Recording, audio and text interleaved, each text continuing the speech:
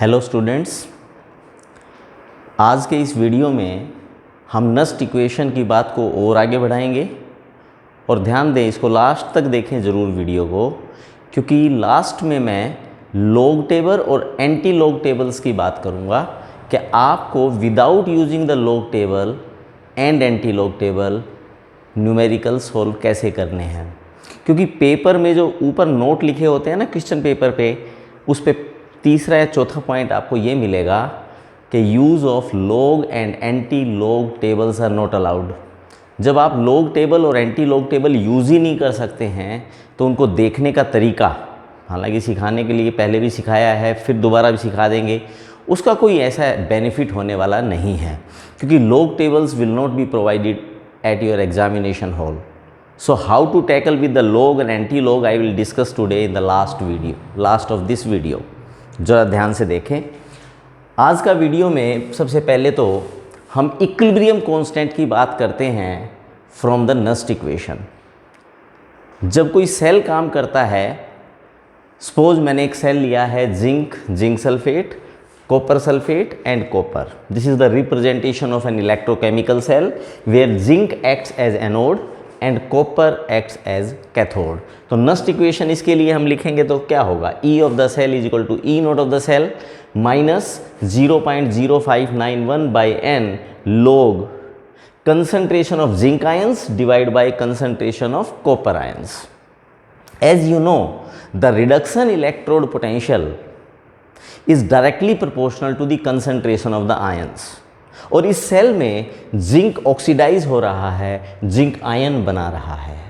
तो जहाँ ऑक्सीडेशन हो रहा है, अर्थात जिंक के इलेक्ट्रोड पर जिंक के आयंस की जो कंसंट्रेशन है वो इंक्रीज होती जा रही है, बढ़ती जा रही है।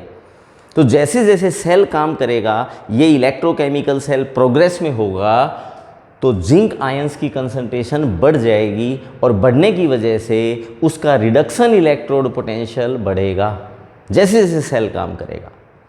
At the another hand you will see the copper ions gets reduce to give you copper solid, यानी जहाँ रिडक्शन हो रहा है at the end of the copper electrode, वहाँ कॉपर के आयंस की कंसंट्रेशन डिक्रीज हो रही है, तो उसका रिडक्शन इलेक्ट्रोड पोटेंशियल डिक्रीज होगा।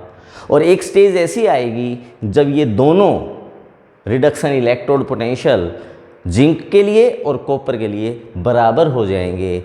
That point is known to be the equilibrium point, क्योंकि उस पॉइंट पर आप देखें E of the cell zero हो जाएगा। When the EMF of the cell becomes zero, cell stops working. और यू कैन से जितना ये फॉरवर्ड डायरेक्शन में जाएगा उतना ही ये बैकवर्ड डायरेक्शन में आ जाएगा, अर्थात उसका ईएमएफ जीरो हो जाएगा और इक्विलिब्रियम कहलाएगा। तो जब इक्विलिब्रियम आ जाएगा, E of the cell will become zero. So the from you see in the next equation, E of the cell becomes equal to zero is equal to E naught of the cell minus 0.0591 by N log base 10। अब ये product की concentration है zinc ions divide by copper ions, reactant की concentration है, that is represented as equilibrium constant. जब हमने EMF zero ले लिया है, इसका अर्थ मतलब ये हुआ कि हम ये मानकर चल रहे हैं कि इक्विलिब्रियम आ चुका है, इस सेल ने इक्विलिब्रियम को अटेन कर लिया है। तो ईएमएफ जीरो हो गया, it is equal to E naught of the cell, ये तो स्टैंडर्ड कंडीशन पर है, EMF minus 0.0591 by N log K C. ये जीरो है तो हम इसको रीअरेंज करेंगे तो ईएमएफ स्टैंडर्ड कंडीशन का किसके बराबर आ जाएगा, E naught of the cell is equal to, ये सारा इधर आगे प्लस हो जाएगा, 0.0591 बाई एन लॉग बेस 10 के C. This becomes the equation at equilibrium for any electrochemical cell. और ये 0.0591 कहाँ से आया था, R T over N F, और लॉग बेस 10 को हमने नेचुरल लॉग में बदल दिया। तो हम इसको ये भी कह सकते हैं at equilibrium E naught of the cell is equal to, इसके स्थान पर हम R T over N F, log base 10 के स्थान पर नेचुरल लॉग के सी। ये भी एक इम्पोर्टेंट रिलेशनशिप बन गया। ये हमारे पास इक्विलिब्रियम के ऊपर हम यूज़ कर सकते हैं। At equilibrium for any cell, E naught of the cell is equal to R T over NF natural log Kc। और जब हम 0.0591 कर लेके चल रहे हैं तो इसका मतलब ये हो गया कि हमने टेम्परेचर को 298 माना हुआ है। तो you can use this equation at 298 kelvin और any other temperature you can use this equation as well. What is Gibbs free energy? It is the maximum amount of energy which is being used for electric work done for any electrochemical cell।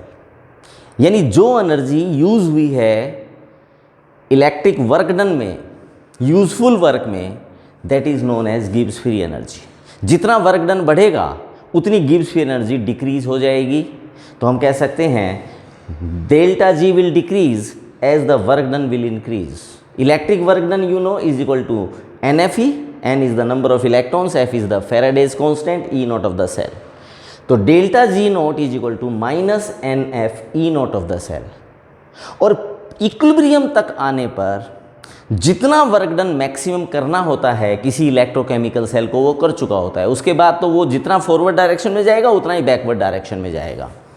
तो यानी कि equilibrium आ चुका है। Equilibrium पे E naught of the cell किसके बराबर होता है? R T over N F natural log K C. तो मैं इस इक्वेशन में माइनस एन एफ और E naught of the cell के स्थान पर R T over N F natural log K C, N F से एन एफ कैंसिल हो जाएंगे तो ये इक्वेशन बन जाएगी minus R T natural log K C. और नेचुरल लॉग को अगर हम 2.303 से मल्टीप्लाई कर देंगे तो नेचुरल लॉग लॉग बेस 10 में बदल जाएगा और हमारी इक्वेशन क्या बन जाएगी? Delta G naught is equal to minus 2.303 R T log base 10 के सी। ये 2-3 इंपॉर्टेंट रिलेशनशिप मैंने आज आपको बताए हैं। एक तो at equilibrium E naught of the cell is equal to RT over NF natural log Kc, or you can say E naught of the cell is equal to 0.0591 by n log base 10 Kc at 298। और delta G naught के लिए Gibbs free energy, change in Gibbs free energy, it is equal to minus NF E naught of the cell, where E naught of the cell at equilibrium is equal to RT over NF natural log Kc। और ये relationship हमारे पास आ गया कि delta G naught is equal to minus 2.303 R T log base 10 के C. और जब आप इसके न्यूमेरिकल्स करेंगे तो आपको लॉग, मान लीजिएगा इक्विलिब्रियम कांस्टेंट निकालना है तो ये लॉग इधर आकर एंटी लॉग हो जाएगा। तो आपको एंटी लॉग की भी ज़रूरत पड़ेगी, केवल लॉग लॉग नहीं। और मैं अब आपको ये बताऊंगा how to tackle with the log table and anti log table. तो बच्चों हम बात कर रहे थे लॉग और एंटी लॉग टेबल की। लॉग टेबल में आपको कुछ वैल्यूज़ याद करनी पड़ेंगी, उनको याद किए बिना हम कोई काम नहीं कर सकते। और वो जो याद करना पड़ेगा मैंने इस तरफ लिखा है। log 1 is equal to 0, log 10 is equal to 1, log 100 is equal to 2, log 1000 is equal to 3। This is very simple to learn. log 1 के आगे कोई भी जीरो नहीं है तो उसकी वैल्यू 0 ही है। log 10 1 के आगे एक ज़ीरो है इसलिए इसकी वैल्यू 1 होगी। log 100 1 के आगे 2 ज़ीरो है, वैल्यू होगी 2। log 1000 1 के आगे 3 ज़ीरो है, वैल्यू होगी 3। इसी तरह log 10,000 हो जाएगी 4। एक तो ये याद रखना है। दूसरा कुछ वैल्यूज़ आपको याद करनी है। log 2 is equal to 0.3010, log 3 is equal to 0.4771, log 5 is equal to 0.6990, log 7 is equal to 0.844, log 11 is equal to 1.0414। उनके अलावा भी मैं आपको एक बात बताऊं, ये तो आपको याद हो ही जाएंगी और ये हो ही गई होंगी, इनको तो दोबारा मेरे ख्याल में रिवाइज ही नहीं करना। log 2, 3 और 5 ये 3 वैल्यू ज़्यादा यूज़ होती हैं क्योंकि इनको यूज़ करके हम बाकी लोग अगर ज़रूरत पड़ती है निकाल भी सकते हैं बाय यूजिंग सम रूल्स। जैसे log 2 raise to the power 3 है, यानी कि log 8 देखना है हमने, 2 2 जा 4 2 जा 8, तो ये हम 2 रेज़ टू द पावर 3, तो ये पावर्स पहले आ जाएंगी 3 log 2।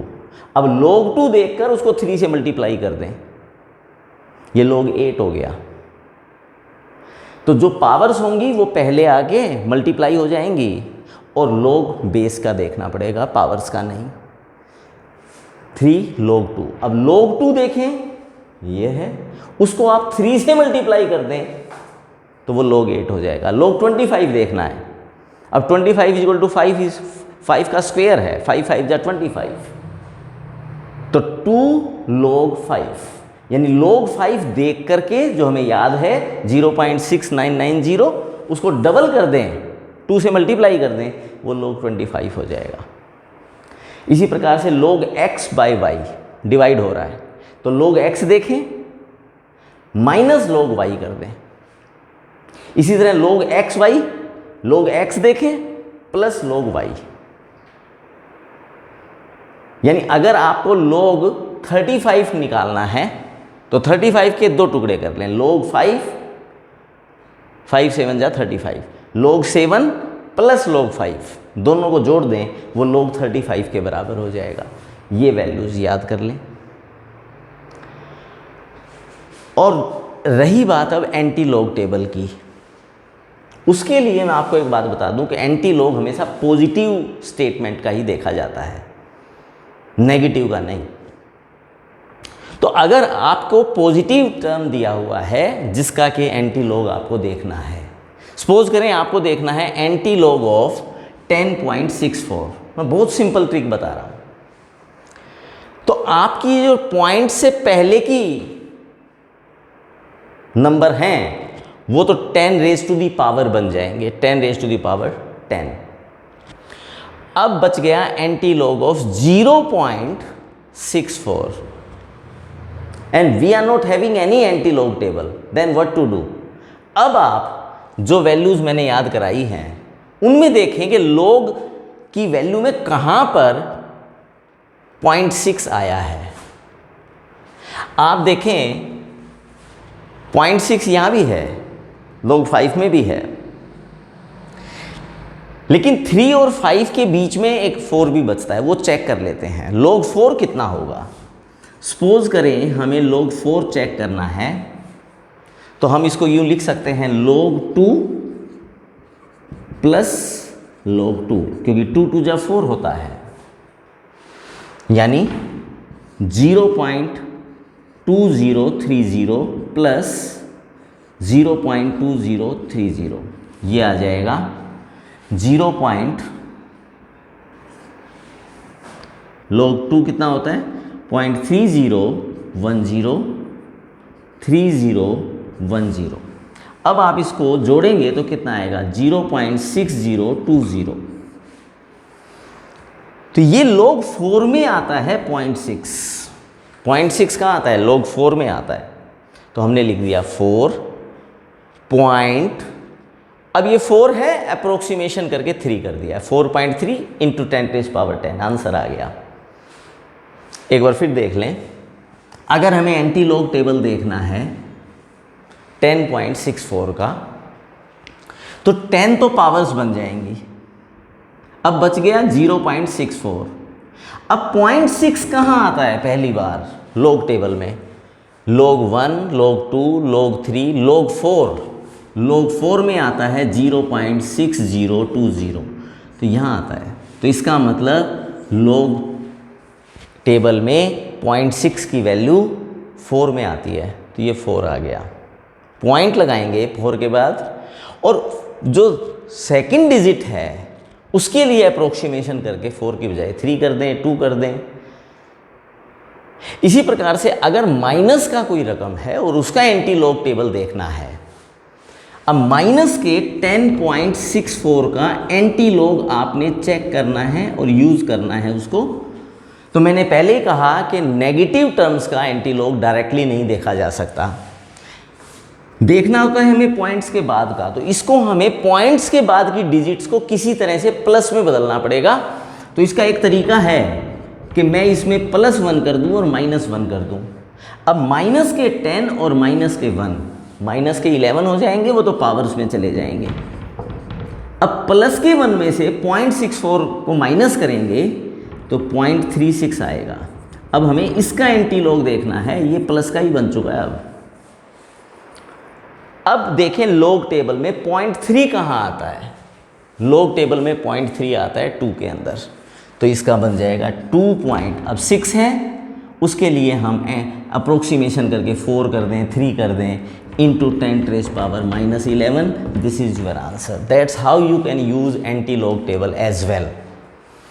करना क्या है, पहले तो आप पावर्स को कैलकुलेट कर लें, जो डेसिमल से पहले की टर्म है वो सारी पावर्स बनेगी, और डेसिमल के बाद की जो पॉजिटिव टर्म है वो देखें लॉग टेबल में किसके लॉग टेबल में आता है। जैसे यहाँ पे 0.6 था, 0.6 कहाँ आता है 4 में, तो 4 पॉइंट और 4 के लिए 3 कर दिया, 2 कर दें अप्रोक्सीमेशन में, ये एक्यूरेसी से नहीं चेक होता है क्योंकि we are not provided with any log and anti log table. लेकिन आपके डेसिमल का पहला जो डिजिट है वो आपको कॉम्पिटिटिव एग्जाम में बैठे हैं तो आंसर्स मैच करने में बहुत हेल्प मिल जाती है। Thank you.